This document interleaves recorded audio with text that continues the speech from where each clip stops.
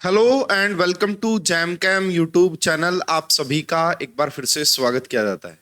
IIT jam 2024 का official notification जारी हो गया है एंड सिलेबस भी रिलीज कर दिया गया है। तो इस वीडियो में हम डिटेल सिलेबस का एनालिसिस करेंगे कि क्या क्या टॉपिक है जो कि आपको पढ़ने हैं और कौन से टॉपिक आपका ज़्यादा इंपॉर्टेंट है। पहली बात यह है स्टूडेंट कि जो ये सिलेबस है जैम 2023 के एग्जाम का जो सिलेबस था, यानी कि लास्ट ईयर जो सिलेबस था, सेम टू सेम वही सिलेबस है। सिलेबस में कोई भी चेंजेस नहीं किए गए हैं। ठीक है, तो ये बात आपको नोट करनी है। ऐसा नहीं है कि हर साल जैम का सिलेबस चेंज हो जाता है, सिलेबस चेंज नहीं होता है। हाँ, थोड़े बहुत टॉपिक ऐड करने होते हैं या कुछ हटाने होते हैं तो 3-4 साल के बाद ऐसा होता है। ठीक है, तो जो सिलेबस जैम 2023 का था वही 24 का है, वही 25 का है, वही 26 का भी हो सकता है, और हो सकता है कि फिर थोड़े बहुत चेंजेस, ओनली 10% ही चेंजेस होते हैं। 90% यही सिलेबस आपका रहता है आगे जितने भी एग्जाम होंगे आईआईटी जैम के वो। ठीक है, आपको ये बात समझ में आ गई। दूसरी बात है कि सिलेबस तो आप देखने आ गए हैं, सिलेबस से जरूर है हमें टॉपिक्स का पता लग जाएगा, लेकिन उन टॉपिक की डेप्थ कितनी है, कितना डिटेल में पढ़ें, है ना, वो कैसे पता लगेगा। तो एक मैं आपको बताना चाहूंगा, पेपर एनालिसिस। देखिए, मैंने इसी चैनल के ऊपर जैम 2022 का, 21 का, 23 का पेपर एनालिसिस की वीडियोस अपलोड की हुई है। मैं कोशिश करूंगा कि इस वीडियो के डिस्क्रिप्शन में उन सभी का लिंक डाल दूं ताकि आप उनको देख के और समझ पाए कि किस टाइप से आपका एग्जाम पूछा जाता है। ठीक है, तो थोड़े से वेरिएशन रहते हैं भाई हर साल एग्जाम में। अगर आप जैम 2023 के एग्जाम की बात करेंगे, इनऑर्गेनिक केमिस्ट्री इजी पूछी गई थी, फिजिकल केमिस्ट्री टफ पूछी गई थी। मतलब टफ का करने का मतलब मॉडरेट, लेकिन सबसे यूनिक ये देखने को मिला, organic chemistry totally different pattern की स्टैंडर्ड बुक से पूछी गई थी। ठीक है, तो डिटेल का सिलेबस एनालिसिस करेंगे, है ना, जैम 2024 का क्या है। हालांकि मैं पहले जैम 2023 के सिलेबस के ऊपर डिटेल वीडियो बना चुका हूं, वही सेम सिलेबस है, फिर भी मैं दोबारा से इसको आपका बता देता हूं। देखिए भाई, सिलेबस देख लेना, पेपर एनालिसिस देख लेना, जब तक आप डिटेल लेक्चर्स नहीं देखेंगे टॉप रैंक आने वाली नहीं है, अच्छी आईआईटी या एनआईटी मिलने वाली नहीं है। तो अगर आपको टॉप रैंक लेके आनी है तो सबसे पहले ये जो सिलेबस है ना, ये जितना यहाँ पे दिखेगा इतना है नहीं, बहुत ज्यादा डिटेल में है। और उसके बाद एक्सपीरियंस, भाई क्या चीजें पढ़नी है, कहाँ से पढ़नी है, कैसे पढ़नी है, वो सब आपको मिलेगा हमारे कोर्स में। हमारी ऐप का नाम है पढ़ रहे केमिस्ट्री। आईआईटी जैम से केमिस्ट्री कर दिया हमने, पढ़ रहे केमिस्ट्री ऐप का नाम है। और यहाँ पे आपको जैम 2024 के लिए भी कोर्सेज अवेलेबल है और 2025 के लिए भी, जिसमें आपको रिकॉर्डेड वीडियो लेक्चर्स मिलते हैं, टेस्ट सीरीज मिलती है, प्रीवियस ईयर पेपर का सॉल्यूशन मिलता है, पीडीएफ नोट्स एंड मेंटरशिप। आपको गाइड किया जाता है कि किस टाइप से आपको प्रिपरेशन करनी है। बहुत ही अच्छा कोर्स है। इस कोर्स को पढ़ के बहुत सारे स्टूडेंट आईआईटीज, एनआईटीज, आईआईएससी में पहुंच गए हैं, और फीस काफी अफोर्डेबल है, जिस हिसाब से आपको क्वालिटी कंटेंट मिलता है। इस कोर्स के बारे में अगर आपको ज्यादा इंफॉर्मेशन चाहिए तो आप इन दोनों नंबर पे कांटेक्ट कर सकते हैं, आपकी पूरी हेल्प की जाएगी इस कोर्स को एक्सप्लेन करने में। तो चलिए स्टूडेंट, फाइनली हम यहाँ पे सिलेबस की तरफ चलते हैं। तो ये जैम 2023 का ऑफिशियल जैम 2024 का ऑफिशियल सिलेबस है, और इस बार आईआईटी जैम 2024 कंडक्ट किया जा रहा है आईआईटी मद्रास के द्वारा, आईआईटी मद्रास के द्वारा। ठीक है, तो यहाँ पे देखिए, केमिस्ट्री में सबसे पहला फिजिकल केमिस्ट्री। फिजिकल केमिस्ट्री में अगर आप देखते हैं, पहला टॉपिक जो आ रहा है यहाँ पे आपका, that is atomic and molecular structure. इसको डिटेल में देखिएगा, मैं बताता हूं कि कौन कौन से टॉपिक्स में कवर है। देखिए, आपने 11th क्लास में या फिर आपने ग्रेजुएशन के दौरान एटॉमिक स्ट्रक्चर चैप्टर पढ़ा होगा। Black body radiation is not very much important, question नहीं आते हैं। फोटो इलेक्ट्रिक इफेक्ट से क्वेश्चन नहीं आते हैं। बोहर थ्योरी, जो बोहर का मॉडल था, सबसे इंपॉर्टेंट है।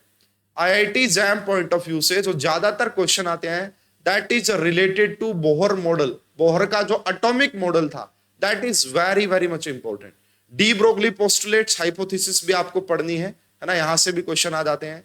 Heisenberg uncertainty principle, Schrodinger wave equation, यहां से भी क्वेश्चन आते हैं, इंक्लूडिंग मैथमेटिकल ट्रीटमेंट।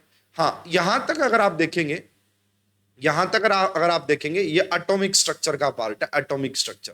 ठीक है, उसके बाद आप वापस से आ जाइए, अगर मैं आपको बताऊं, आप वापस से आ जाइए, लगभग अगर मैं बात करता हूं, यहां से ही आ जाओ, है ना, ये रेडियल एंगुलर वेव फंक्शन। देखो इसमें क्या है ना, एक तो एटॉमिक स्ट्रक्चर होगा, प्लस में यहाँ पे क्वांटम मैकेनिक्स भी आ गई।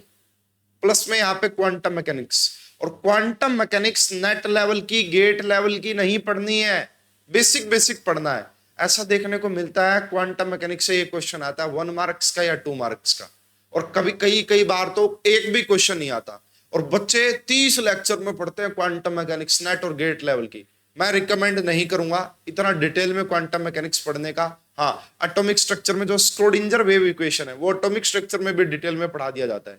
तो यहाँ पे आप देख सकते हैं ये second topic is postulates of quantum mechanics, normalized and orthogonal wave function, its complex conjugate, idea of complex number, significance of psi square wave function जो होता है, operators, ये जरूर पढ़िएगा भाई। ये जो पार्ट था ना यहां तक, ये तो स्क्रोडिंजर वेव इक्वेशन के साथ एटॉमिक स्ट्रक्चर में भी पढ़ा देते हैं। Operators, particle in one dimensional box, radial and angular wave function of the hydrogen atom, ये भी स्क्रोडिंजर वेव इक्वेशन में पढ़ा दिया जाता है। Radial probability distribution, finding maxima of distribution function, है ना, energy spectrum of hydrogen atom, shape of SPDF orbitals, Pauli exclusion principle, Hund's rule of maximum multiplicity. अगर आप यहाँ पे बात करेंगे, दो टॉपिक है ना, एटॉमिक स्ट्रक्चर प्लस में क्वांटम मैकेनिक्स। ठीक है, मैं कहूंगा 80% आपका ये जो ये लिखा हुआ है ये एटॉमिक स्ट्रक्चर में पढ़ा दिया जाता है, 20% आपको थोड़ा सा अलग पढ़ना पड़ता है, वो क्वांटम मैकेनिक्स आप मान सकते हैं, है ना। तो देखो एटॉमिक स्ट्रक्चर से भी एक दो क्वेश्चन आता है, क्वांटम मैकेनिक्स से भी एक दो क्वेश्चन आता है, लेकिन एटॉमिक स्ट्रक्चर आपका नियर अबाउट 10 लेक्चर्स में कंप्लीट हो जाता है, और क्वांटम मैकेनिक्स में तो भाई कितना ही डिटेल में पढ़ लेना, अगर एग्जामिनर ने ऐसा क्वेश्चन सेट करना जो नहीं होगा तो नहीं होगा। ठीक है, फिर भी आप जरूर पढ़िएगा भाई, डिटेल में पढ़िएगा चीजें, टाइम अगर आपके पास है तो आपको अच्छे से चीजें कवर करनी चाहिए। तो दो टॉपिक हो गए, एटॉमिक स्ट्रक्चर प्लस में क्वांटम मैकेनिक्स। यहां पे आ गया जी gaseous state, theory of gases भी बोल देते हैं इसमें, है ना। इससे भी एक या दो क्वेश्चन एग्जाम में देखने को मिलता है।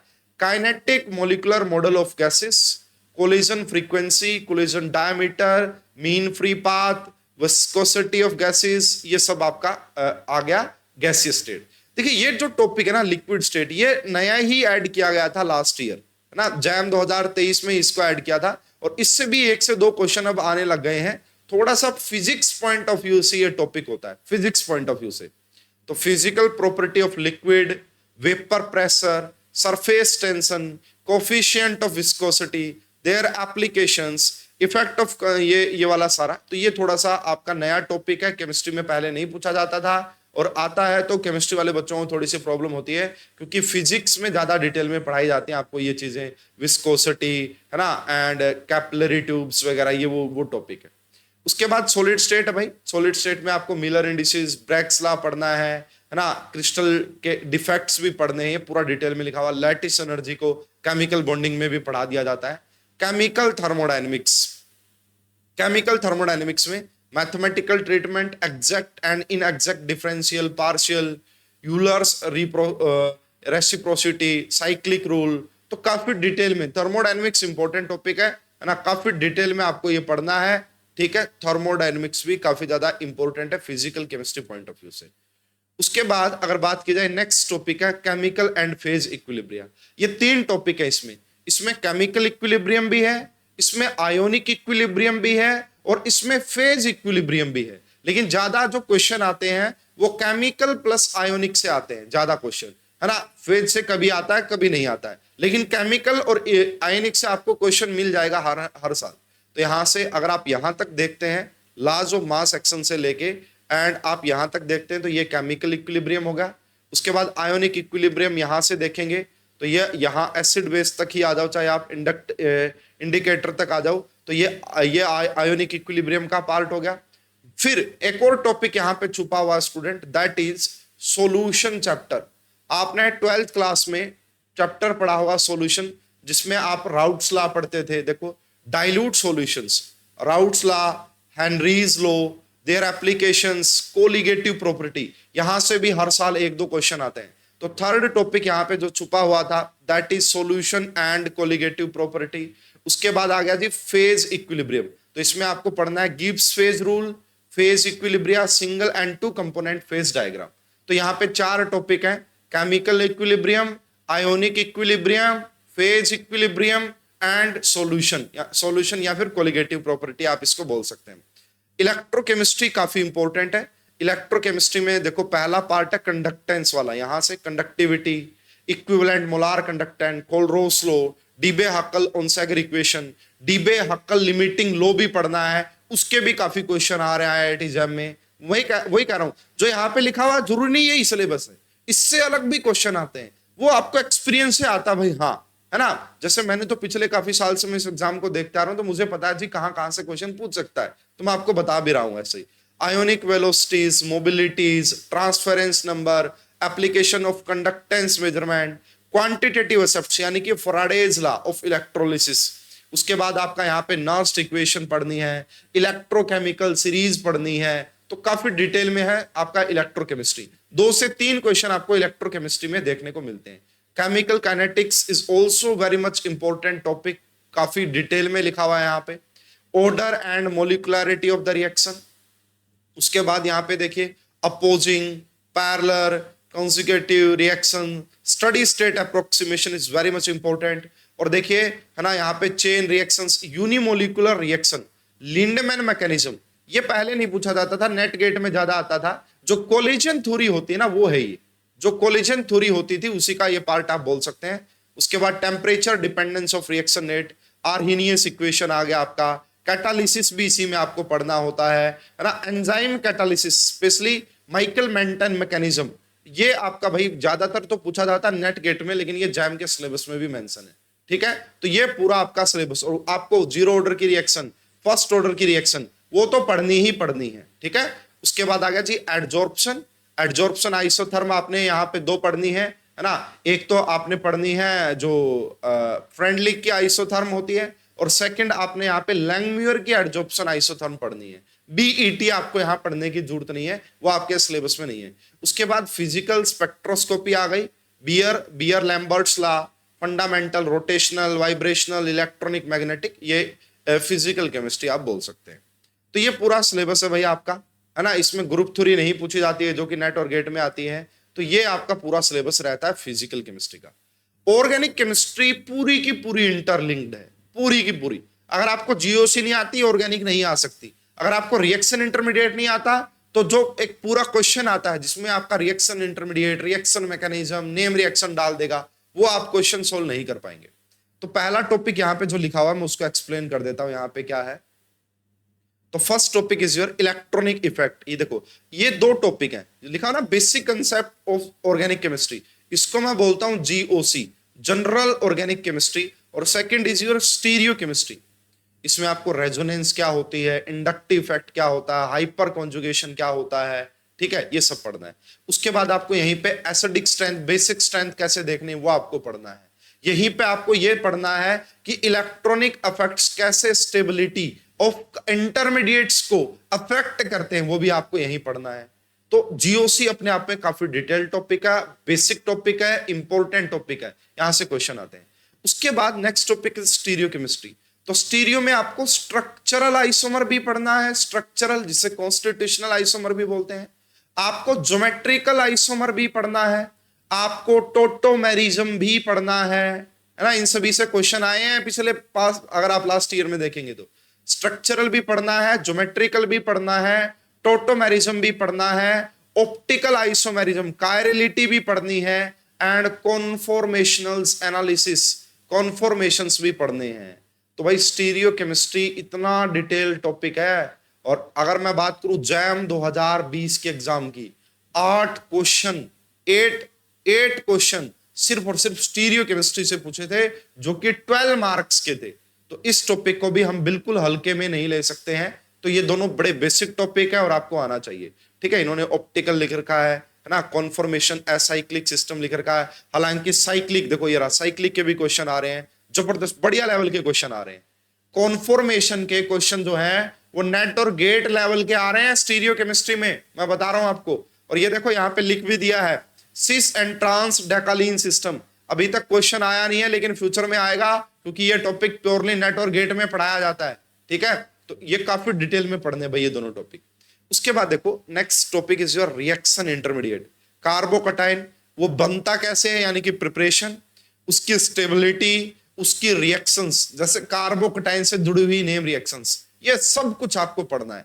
कार्बेनाइन, फ्री रेडिकल, कार्बीन, नाइट्रीन, बेंजाइन, यानी कि ये इंटरमीडिएट्स हो गए और इनसे जुड़ी हुई नेम रिएक्शन हो गई। ठीक है, उसके बाद आ गया सेकंड टॉपिक। पहला टॉपिक क्या था यहाँ पे, रिएक्शन इंटरमीडिएट, और दूसरा टॉपिक अब आ गया रिएक्शन मैकेनिज्म। दूसरा टॉपिक क्या आ गया, रिएक्शन मैकेनिज्म। तो यहां पे आप देखना, आपको न्यूक्लियोफिलिक सब्स्टिट्यूशन, एलिमिनेशन, ये भी पढ़ना है, एडिशन, ये सब। उसके बाद देखो मैकेनिज्म्स आ गया, होफमैन कर्टियस लूजन, तो ये नाइट्रीन इंटरमीडिएट में पढ़ा दी जाती है, वुल्फ रीअरेंजमेंट तक। सीमन स्मिथ कार्बिन इंटरमीडिएट में पढ़ा दी जाती है। राइमर टाइमन कार्बिन इंटरमीडिएट में। माइकल रिएक्शन को कार्बन आयन के दौरान पढ़ा देते हैं। डार्जन्स को भी, विटिक को भी, मैक्म्यूरी को भी। ठीक है, पिनाकोल, पिनाकोलोन पढ़ा दी जाती है कार्बोकटाइन के साथ। फेवरोस की भी पढ़ाई जाती है। बेंजल, बेंजलिक रीअरेंजमेंट भी पढ़ाई जाती है। बेयर्स विलेजर ऑक्सीडेशन रिएजेंट के टाइम पे पढ़ाई जाती है। यानी कि देखो, रिएक्शन इंटरमीडिएट, उसके बाद रिएक्शन मैकेनिज्म, नेक्स्ट टॉपिक आ गया आपका रिएजेंट। ये देखो, ये आ गया oxidation and reduction, reduction reactions in the organic chemistry. यानी कि नेक्स्ट टॉपिक स्टूडेंट यहां पे जो है, दैट इज रिएजेंट। रिएजेंट में आपको रिडक्शन बेस्ड, यानी कि lithium aluminium hydride, sodium borohydride, DIBAL H, H2 nickel, बहुत सारे हैं, है ना, लिंडलर कैटालिस्ट, बहुत कुछ है, वो भी पढ़ने हैं। और साथ के साथ में ऑर्गेनोमेटालिक रिएजेंट भी पढ़ने हैं, Grignard reagent, organolithium, organo copper, organo zinc, Reformatsky में आ जाता है ये इसमें। उसके बाद नेक्स्ट टॉपिक जो यहाँ पे छुपा हुआ, that is pericyclic reaction, PCR, pericyclic reaction. Diels Alder पढ़ना है। डाइल सेल्डर के बाद इलेक्ट्रोसाइक्लाइजेशन, सिग्माट्रोपिक रीअरेंजमेंट, और उसके बाद functional group inter conversion and structural, ये सब, ये देख लो भाई, ये मेन टॉपिक है। 8 से 10 क्वेश्चन इनसे मिला के आएंगे। 8 से 10 क्वेश्चन हो गया कंप्लीट, बस ये पार्ट। तो देख लो कितना डिटेल में, reaction intermediate, reaction mechanism, reagent, pericyclic reaction, ये सब। ठीक है, इसके बाद next topic student, next topic हम बात करते हैं। तो भाई ये देखो, है ना, इसमें ये पूरा इंटरलिंक्ड है, इसलिए एक साथ लिखा हुआ है। उसके बाद नेक्स्ट है आपका organic spectroscopy. Next topic is your qualitative organic analysis. तो इसमें आपको IR सबसे इंपॉर्टेंट है, 1 HNMR। यहाँ पे आपको C13 नहीं पढ़ना और NMR नहीं पढ़ने, सिर्फ 1 HNMR पढ़ना है। ठीक है, उसके बाद IR इंपॉर्टेंट है, 1 से 2 क्वेश्चन NMR से, और IR UV से क्वेश्चन नहीं देखे गए हैं अभी तक IIT जैम के एग्जाम में। और इसके अलावा जो टेस्ट होते हैं ना स्टूडेंट, आपका बहुत सारे टेस्ट, जैसे विक्टर मियर टेस्ट होगा, लुकास रिएजेंट हो गया, 2,4 DNP टेस्ट हो गया, ये टेस्ट खूब पूछे जाते हैं। ये टेस्ट भी यहीं पे आते हैं, ऑर्गेनिक में जो टेस्ट होते हैं वो भी यहीं पे आते हैं, तो इनको भी पढ़ना है, ये भी इंपॉर्टेंट है। उसके बाद नेचुरल प्रोडक्ट्स में अल्कलॉइड्स, स्टेरॉइड्स, ये ज्यादा नहीं पूछे गए।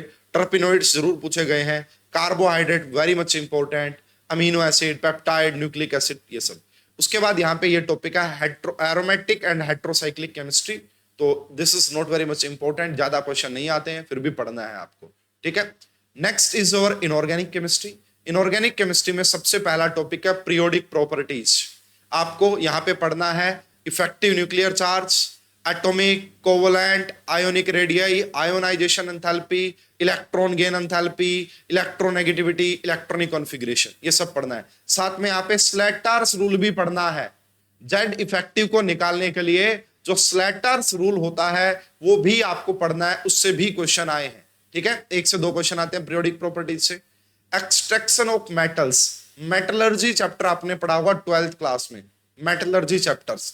तो उसमें एक्सट्रैक्शन करते थे डिफरेंट डिफरेंट मेटल्स का, है ना, अलग अलग मेथड होते थे, अलग अलग और होते थे, वो सब आपका यहाँ पे पढ़ना है। Not very much important topic. सबसे बढ़िया और सबसे basic topic that is chemical bonding. तो इसमें आयोनिक बॉन्ड के बारे में पढ़ना है। बोर्न लैंडेज इक्वेशन से हम क्या करते हैं, लैटिस एनर्जी को फाइंड आउट करते हैं।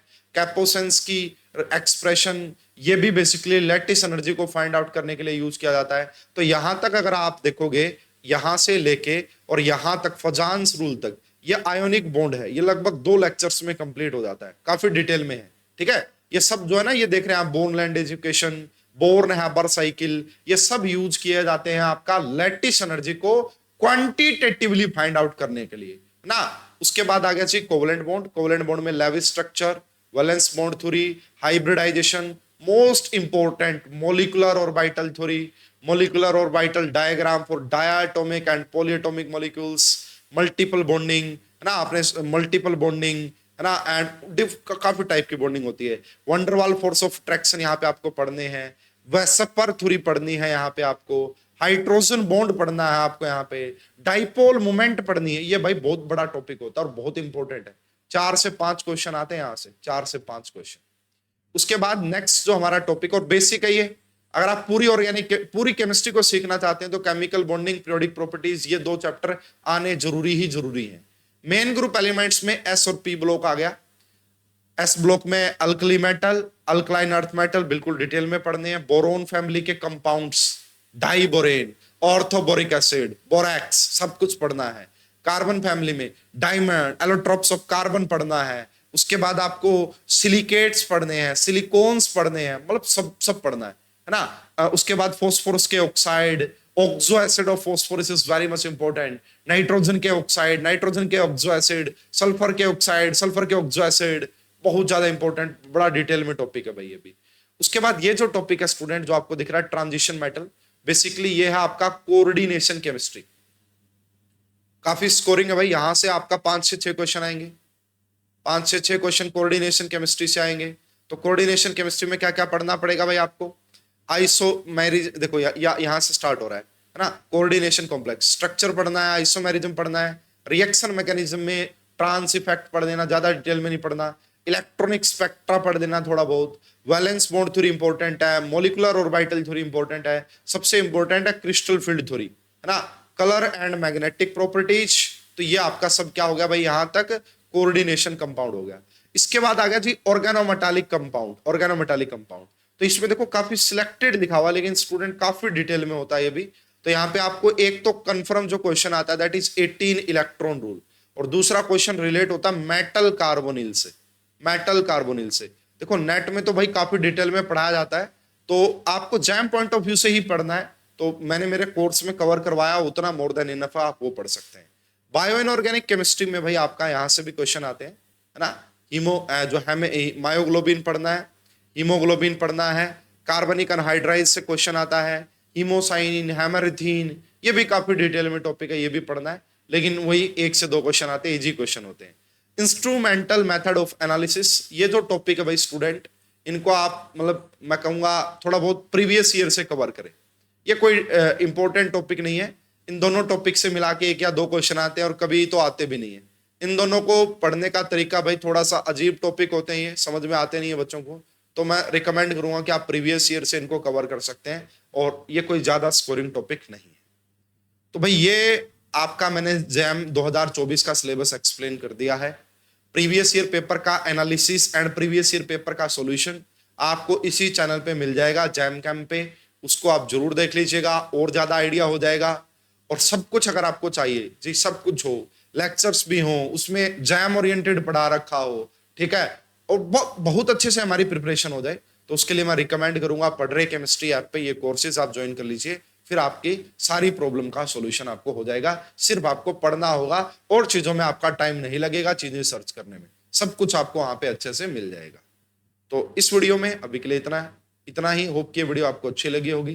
वीडियो अच्छी लगी है तो लाइक और शेयर कीजिएगा, चैनल को सब्सक्राइब कीजिएगा। आप सभी का बहुत बहुत धन्यवाद।